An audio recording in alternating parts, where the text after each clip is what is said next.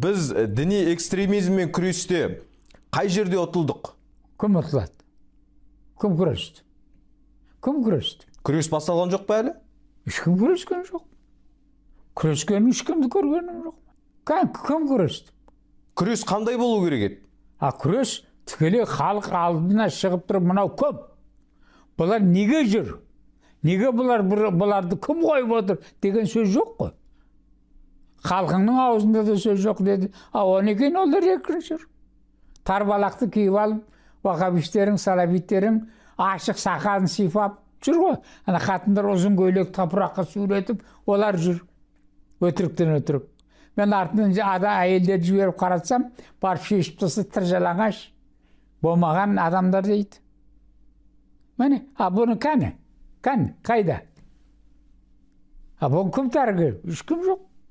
Сол үшін білген істеп жүр. Ол үшін тәртіп болу керек, ол үшін шақыру болу керек, ол үшін не қылу керек. Олай болмаса, ұтыламын.